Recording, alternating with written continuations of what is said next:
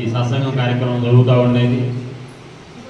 ఎంతో చక్కగా ఆత్మజ్ఞానం గురించి ఆయన అందిస్తూ ఉండేవారు. ప్రతి గురువు కూడా మనం ఏది ఇస్తే అది తీసుకోవడం జరుగుతూ ఉండేది. కానీ అక్కడ గురువు గారు మనం ఏదైతే ఇస్తామో దాన్ని తిరిగి మనకివ్వడం అనేది జరుగుతూ ఉంటుంది అన్నమాట. చాలా గొప్ప గురువు గారిగా పేరొందినటువంటి వారు. మరి ఒక 2 సంవత్సరాలు ఎంతో సన్నిహితంగా ఎప్పుడు పోయినా సరే పేరుతో పలకరిస్తూ చాలా ఉన్నతంగా ప్రతి ఒక్కరిని విలువిస్తూ గౌరవిస్తూ ఉండేవారు. ఎన్నో ఆధ్యాత్మిక సత్యాలను తెలియజేస్తూ ఉండేవారు. ఆ క్రమంలో నాగవరం శ్రీనివాసరావు గారి ద్వారా నేను ఈ పిరమిడ్ ధ్యానంలోకి రావడం జరిగింది. అక్కడ గురువు గారు చెప్పే మాటలకి ఇక్కడ మన పిరమిడ్ సొసైటీలో వింటున్న వీటికి చాలా తేడా ఉందన్నమాట. అది ఎట్లా ఉందంటే అక్కడ 5వ తరగతి సబ్జెక్ట్ జరుగుతూ ఉంటే ఇక్కడ 10వ తరగతి ఇంకా పైన అలాంటి సబ్జెక్ట్ అనేది మనకి పత్రిక ద్వారా మనందరం కూడా తీసుకోవడం జరుగుతూ ఉంది. ఒకసారి మన పత్రిక ఒకసారి గట్టిగా ధన్యవాదాలు.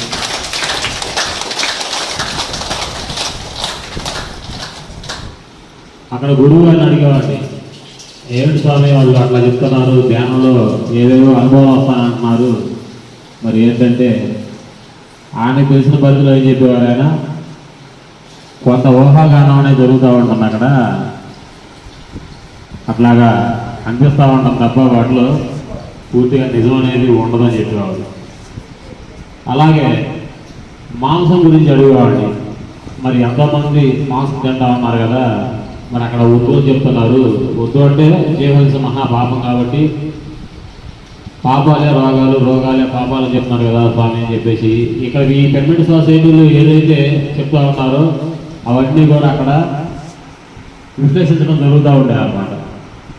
దానికి ఆ గురువు గారు ఏం చెప్పేవాళ్ళు అంటే, మరి ఎంతోమంది కాయా కష్టం చేసుకొని బతికే వాళ్ళు ఉంటారు కాబట్టి వాళ్ళు శారీరపరంగా చాలా దృఢంగా ఉండడం కోసం మాంసం అనేది తీసుకుంటూ ఉంటారు, అది వాళ్ళ ఇష్టానికి వాళ్ళు వదిలేయటం అని చెప్పేసి చెప్తూ ఉంటారు అన్నమాట.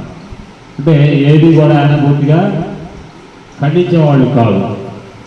ఎందుకు ఖండించారంటే ఎవరి ఇష్టం వాళ్ళది అన్న రీతిగా చెప్పేవారు. అయితే అంతమించి ఇంకా ఫుల్ క్లారిటీ అనేది గురువు గారు ఇవ్వలేదు అన్నమాట. అంటే ఎవరి ఇష్టం వాళ్ళది, ఈ ధ్యాన మార్గంలోకి రావడమే గొప్ప మార్గం, మరి ఈ మార్గంలో ఇంకా నడుస్తూ ఉంటే చాలా విషయాలు తెలుస్తూ ఉంటాయి అని చెప్పి ఆయన చెప్తూ ఉండేవారు. కానీ ఆయన చెప్పిన దానికంటే కూడా మన ఈ పిరమిడ్ సొసైటీలో చాలా గొప్ప అద్భుతమైన ఈ జ్ఞానాన్ని మనం తీసుకోవడం అనేది జరుగుతూ ఉంది. క్రమేపీ మోటింబాడ్లో మన గురునాథం గారి ద్వారా అనేక ధ్యాన ఆధ్యాత్మిక కార్యక్రమాలు నిర్వహించడం జరుగుతూ ఉండేది అన్నమాట. అప్పట్లో ఆయనే బాగా పరిచయం కాబట్టి. ఆ తర్వాతనే మనకి లక్ష్మయ్య గారు అందరూ కూడా చిన్నగా అందరూ పరిచయం అయ్యారు అన్నమాట, జాన్పాడు వాళ్ళందరూ కూడా. అయితే అక్కడ మనం తెరబొమ్మల మీద ఈ ధ్యాన వీడియోలు పెట్టుకొని ఎన్నో కార్యక్రమాలు అనేవి చేసుకోవడం జరుగుతూ ఉండేది అన్నమాట. అయితే క్రమేపీ ఏం చేసేవాళ్ళు అంటే చిన్నగా మర్జింబోర్డులో ధ్యాన క్లాసులు నిర్వహిస్తూ ఎవరికైతే ఒంట్లో బాగుండదో వాళ్ళ ఇంటికి వెళ్ళి ఈ పిరమిడ్ ధ్యానాన్ని తెలియజేస్తూ ఉండేవాళ్ళు అన్నమాట. అట్లాగా క్రమక్రమంగా ఈ ధ్యానుల సంఖ్య పెరుగుతూ వచ్చింది. అలాగా 100 మంది, 120 మంది, 150 మంది వరకు ధ్యానులు ఉండటం జరుగుతూ ఉంది. ఇప్పుడు మోటింబాడ్లో అంతకుముందు మనం బ్రహ్మర్షి బద్రీజీ చేతుల మీదుగా 3 పిరమిడ్లు మా ఇంటి మీద, ఇంకొక 2 ఇళ్ల మీద పిరమిడ్లు ఓపెనింగ్ చేసుకోవడం జరిగింది. అది కాక ఇప్పుడు పబ్లిక్ పిరమిడ్ మన బ్యాంకు వెనుక అనమాట, పబ్లిక్ పిరమిడ్ అనేది 27 సైజు తోటి అత్యద్భుతంగా 7 త్రిచక్రాలు, క్రిస్టల్స్, ప్రాంసెక్స్ తోటి ఎంతో దివ్యమైన శక్తితోటి ఆ పిరమిడ్ నిర్మాణం అనేది జరుగుతూ ఉంది. 90% పనులు పూర్తయ్యాయి, ఇంకో 10% పని మిగిలి ఉంది. దాన్ని సాధ్యంత త్వరగా ఒక 2 నెలల్లో ఆ పిరమిడ్ ప్రారంభోత్సవం చేసుకోవడం జరుగుతూ ఉంది. మీరందరూ ఆ కార్యక్రమాన్ని తప్పకుండా ఇచ్చేయాలి. ఇక విషయానికి వస్తే ఇక్కడ కొత్త వాళ్ళు ఎంతమంది ఉన్నారమ్మా ఈ మధ్య కాలంలో ధ్యానానికి వచ్చిన వాళ్ళు ఉన్నారు? కొత్త వాళ్ళు చేతులు ఎత్తుందమ్మా.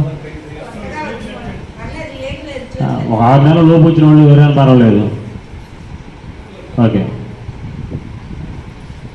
మీరు ఏమని ఆశించి ధ్యానంలోకి వచ్చారు? ధ్యానంలోకి వస్తే ఏవో అద్భుతాలు జరిగిపోతాయి, ఏ రోగం ఉన్నా తగ్గిపోతుంది అండి, ఏదైనా ఏదనుకుంటే అది జరిగిపోతుందనే ఉద్దేశంతో వచ్చారా? అంతేనా? మరి నిజంగానే జరిగిపోతా ఉన్నాయా? ఎట్లా అమ్మా? మనం కంట్రోల్ అంటే ఏం చేసుకోవాలి? మనం మన ఆలోచన విధానాన్ని సరి చేసుకోవాలి. ఇంకా ఇక్కడ వాళ్ళు చెప్పండి అమ్మా, మీరు ధ్యానానికి దేనికి వచ్చారు? ఏది నేర్చుకోవడానికి వచ్చారు? ఏం పొందడానికి వచ్చారు? ఏదో ఒకటి ఉంటుంది కదా, ఏమీ లేకుండా ధ్యానంలోకి రాలేము. నేను ఈ పెట్టుబడి సొసైటీలోకి అయితే చాలా జ్ఞానం అనేది తెలుస్తూ ఉంది. కాబట్టి ఈ జ్ఞానాన్ని తెలుసుకొని మోర్చింపోవడం ఉన్నటువంటి అందరికీ మీకు కూడా ఏదో ఒకటి ఉంటుంది. అది అనారోగ్యమా, లేకపోతే ఆత్మజ్ఞానం తెలుసుకోవడమా, లేకపోతే దాన్ని అందరికీ పంచడమా, లేకపోతే మనకి మనం ఉపయోగించుకోవడమా, ఏంటనేది ఒక పర్పస్ అనేది ఉండాలి. అలా ఉన్నప్పుడే దాని మీద మనకి ఒక కొత్త అనేది ఉంటుంది. అప్పుడు మనం సాధన సక్రమంగా చేయడం కానీ, దాన్ని చక్కగా ఉపయోగించుకోవడం కానీ ప్రతిదీ కూడా సాధ్యమవుతుంది. మరి పత్రికలు మనకి ఏం చెప్పారు? రోజు క్రమం తప్పకుండా ఎవరి వయసు ఎంతైతే ఉంటుందో 2 నిమిషాలు ధ్యానంలో కూర్చోమని చెప్పారు. అంతేనా చెప్పింది? పత్రికలు వీడియోస్ ఆడియోస్ వింటున్నారు కదా, మరి అంత సమయం కూర్చుంటున్నారా లేదా ఇంకా ఎక్కువ సమయం కూర్చుంటున్నారా?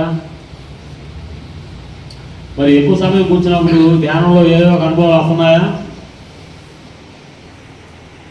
ఏదో ఒక దేవుడు ఆకారం కనపడటం కానీ, లేకపోతే కొండలు గుట్టలు. ధ్యానంలో కూర్చున్న టైం అంతా కూడా, ఆ రోజంతా కూడా చాలా ఆనందంగా, చాలా సంతోషంగా ఉంటుంది. ఏ కార్యక్రమం మనం చేస్తున్నా సరే, అది చిన్న కార్యక్రమం పెద్ద కార్యక్రమం చాలా ఉత్సాహంగా అనిపిస్తూ ఉంటుంది. కూర్చో రోజు చాలా నిర్లక్ష్యంగా, ఊరు బతుకంగా, రకరకాలుగా చిగవుతా అనేది అనిపిస్తూ ఉంటుంది. అది మనం అబ్జర్వ్ చేస్తే ఖచ్చితంగా మనకి అర్థమయ్యే విషయం అన్నమాట. కాబట్టి ప్రతిరోజు ఏం చెప్పారు పత్రికలు? క్రమం తప్పకుండా ప్రతిరోజు ఉదయం సాయంత్రం ఎవరి వయసు అంతా అనేక కూర్చోమని చెప్పారు. ఒకవేళ ఉదయం టైం కుదరకపోతే సాయంత్రం తప్పనిసరి